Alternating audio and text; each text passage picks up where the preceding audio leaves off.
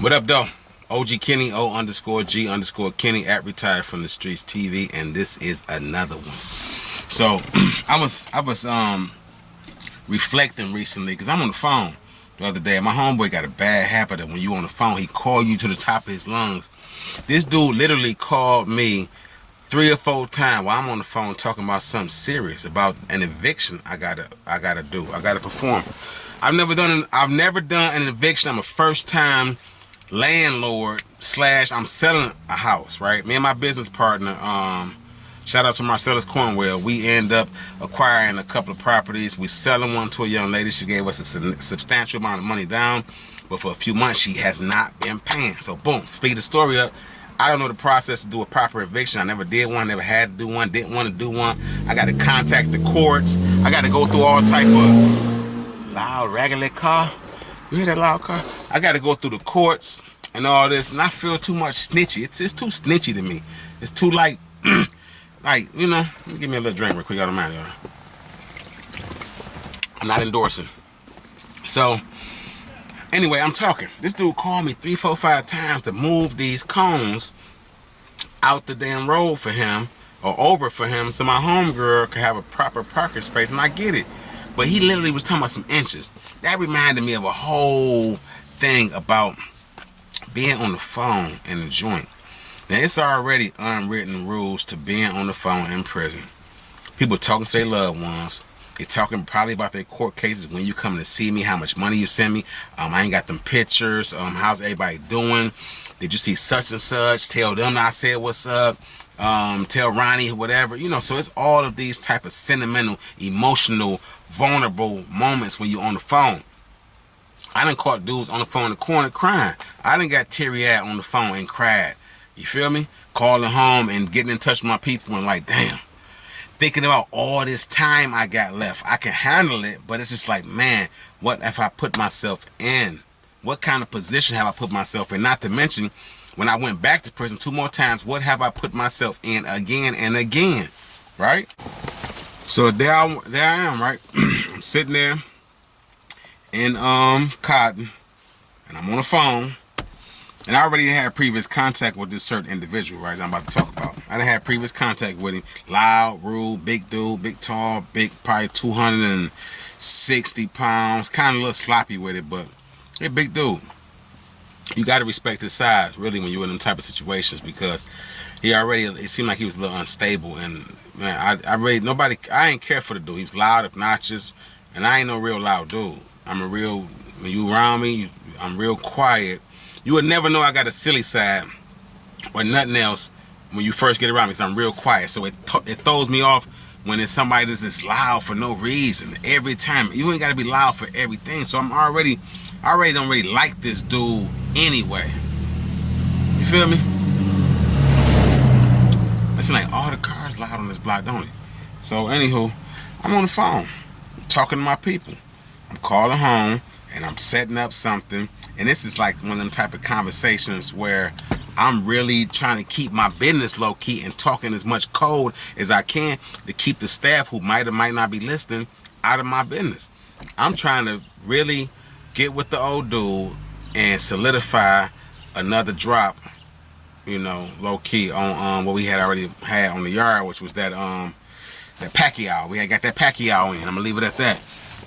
And it was, if you ain't watched the video, thousands of dollars in drugs made, convicted legends, relapse, whatever, go watch that video and you will see what I'm talking about. But however, in this situation, I'm trying to do a remix on that. This dude ain't even on the phone. He just by the phone areas. And you know how you get the feeling like somebody antagonizing you or trying to test you?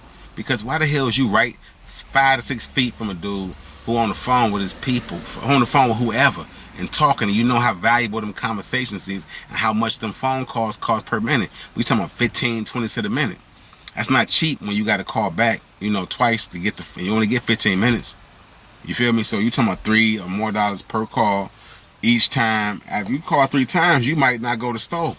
You might not hit commissary the right way. That's taking a chunk out of you, missing deodorants and all type of stuff. This dude running his mouth so loud, and he ain't talking about nothing. Mind you, we had a previous altercation in the chow hall. That's what it was on Chicken Day. Watch the video I was talking about on Chicken Day as well. chicken date, this dude was in line, and I think he reached around me or reached over me, and tried to grab some chicken with his naked hand, like I told y'all dudes do. And somebody said something. He thought it was me. I didn't give a damn because I'm about to tell dude, give me something, do my dump thing I told y'all about in that video. So that was the previous. He looked back to me. What? I said, who you talking to, bro? Nobody talking to you? Oh, I thought y'all was, somebody was doing the police job or something. He said one of them type of slick things.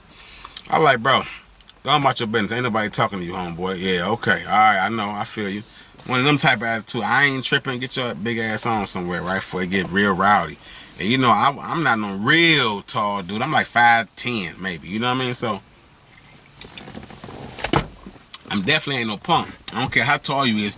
I'm going to bring you down to my size. So, whatever that take, right?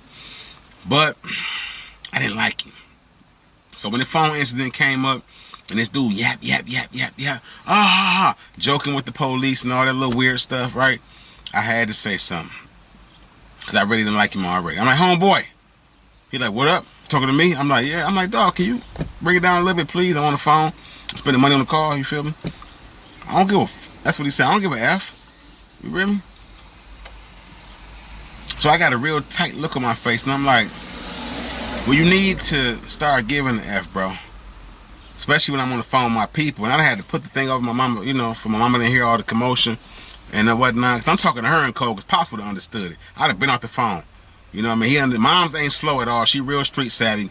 But in this particular understanding, it would have been better had he been on the phone. I just had a few things he'd have got and said, no, say less. And we'd have been on the moving. But I got to be on the phone longer than I want to with this clown. So what I did was, and I said, you need to start giving an F, man, because, people spending their money on these cars, good brother, and don't good brother me. Don't good brother me. I ain't no good brother. I'm a N. I'm a real N, all this stuff, right? So I'm like, cool. However you identify yourself, I said, this man, go on. I said, matter of fact, kick rocks. Bust up somewhere. Ain't nobody talking to you right now. So I continue my phone conversation. I hear in the background making little slack comments. Like, he only getting loud because the police right here. Little stuff, so it's bothering my brain. Like, okay, this is one of the things that I was talking about recently when I say there's a difference between a real threat and a perceived threat in prison, in life in general. I ain't gonna lie. His size had me a little bit intimidated, right? I ain't gonna lie. I was a little intimidated by his size. But I know me, and I know how to work my angles and get it down and get a dude down to where I need him to at least leverage the playing field a little more. I ain't saying I'm gonna win all the time. Thank God I've been victorious, and that I'm not. Listen, just because I said I've never lost the fight, don't mean I've never been intimidated or scared. That has happened before. I done been like, damn, this motherfucker here, this dude here, So long story short is that I'm standing there and I'm like, okay, I'm going to talk to dog later. We're going to have a conversation later on. We're going to have to. I get off the phone. Feel me? I said, Mom, she's like, who is that? I'm like, man, something ignorant, dude. We cool. So I get back to the business. I go holler at him as soon as we get off the phone. Because in the back of my mind, I'm still thinking, I'm hollering at dog. And I really wanted to smash him. I really wanted to lock in the sock him. You hear me? For real. But like I said about them perceived threat versus them real threats, you got to play that mind game a little bit with them dudes. Because prison is a thinking man's game. And if you go off impulse and emotion, you feel me? Off being reactive instead of proactive in that bad boy, you will catch yourself in segregation in level 4 with additional time. And then that's counterproductive to what you're in there for, which is to come home in one piece, intact, with your manhood and everything, and your pride, your dignity on your back still, on your shoulders. So my thing was, calm down. Don't be so quick to anger, and don't let anger guide your decision, especially when it comes to a violent act. So I go, hit the window to the day room, a couple people look up, I'm like, put a little smile, tell me to come here. So when he come out the day room, he already got this little, like, what you want sucker type look on his face, right? So I'm like, big bro, I know you don't like all that bro stuff, but that's how I talk. So I just want to say this, bro. I'm a young dude. You know what I mean? But I ain't soft, bro. And I don't appreciate. Hold on. He started doing that. Hold on. I said, no, let me finish. No, because you about to start some old one of them speeches, and I don't got time. Get to the point, dog. I like, well, I'm going to say it like this then, homeboy. If I'm on the phone with my people, respect me on the phone the way I'm going to respect you on your phone. because the disrespect that I feel when somebody I'm on the phone and they on that tip with me make me want to go that way. And if you're not willing to go that way, then don't even do all that. Go that way. I don't give a F about no phone calls. I don't get no phone. I don't call home. I said, so probably that's why you mad then. You probably mad because you ain't got no phone call. You bag like, huh? I'm like, now if you want to make a couple phone calls, I can facilitate that for you, my man. I could push them buttons through and get you on the phone with whoever you need to talk to. While I'm on the phone, bro, I'm going to ask everybody the respect that I give them. Otherwise, I'm going to take my respect, doggy. And then he laughed, and I laughed. And that's what he said, because I had my flag on, my marionette. He said, you hiding behind your flag, bro. Only reason you talking like this because you got your brother man now. I like, trust and believe, man, you can hit the bathroom. I ain't going to call my brothers. You don't get loud at me calling for nobody neither. Because I already knew this dude ain't got no bread. So if he ain't got no bread, 9 times out of 10, he ain't got no gun, right? And the gun is a blade, a wata. We used to call it a wata. He ain't got no wata. I don't care what you talk. Or we also used to call him Nat Turner. That's a whole other story why we call him Nat Turner. If you're familiar with Nat Turner's story, you'll understand me. But if you ain't got no Nat Turner, no wata, or no burner, why you listen? Because you're too big for me to be trying to wrestle with him and fight. I'm going to hit you in your knees, your pelvis, and all that other stuff. I don't want to kill you, but I'm going to get you off of me, and I'm going to prove my point to calm down, big baby. I don't know where you... And he wasn't no Detroit dude. And I don't want to say this with nobody feeling the way. A lot of dudes envy, for some reason, Detroit cats. I used to hear a lot of dudes that was from other cities come tell me about their homeboys. Like, dog, he one of them dudes from blah, blah, blah, who don't like Detroit dudes. You feel me? And I'm like, for what? What's the problem? Well, you know, this happened back in the day with a Detroit dude, or they came to the city and they set up shop and this. So this dude really didn't like Detroit cats, because that's what came out of his mouth. These Detroit ends got me effed up. Feel me? They want to come in here, half of them banging anyway, want to be talking about they Muslims and all this, right? So I'm not even paying no attention. I said, bro, we going to either, look, this is what we going to do. Put a date on it, we can go in there right now, or, you know. He like, yeah. I said, listen, I done told you already. I done gave the brother my badge. Said, hold this. What you give me your badge for? I said, bro, look, between me and you, stand on your ice seat. This between me and doggy. I don't want nobody in it. Right? So bro called me to the side like, look, bro, you got a visit coming, man. You got a visit. Not to mention you are Ways and Means Director. You the one, you know, you are Palace Administrator.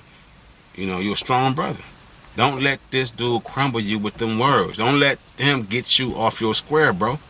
Too many dudes then got tricked off the streets in here by weak dudes like him. And too many dudes in here get tricked off the yard into the hole and into a higher level with more time from a weak dude like him. Don't let him do that, bro. Stand on your ground, bro.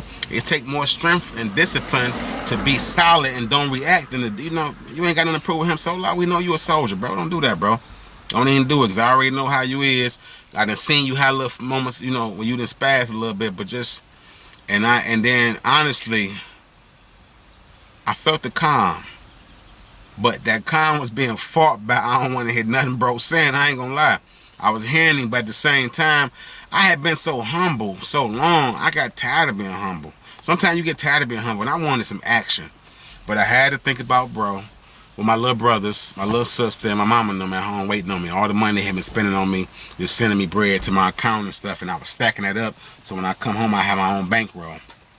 So you got to think, I'm sitting there and I'm stewing, and I really want to get activated. But I said, you know what? I'ma chill, bro. I'ma chill. You right.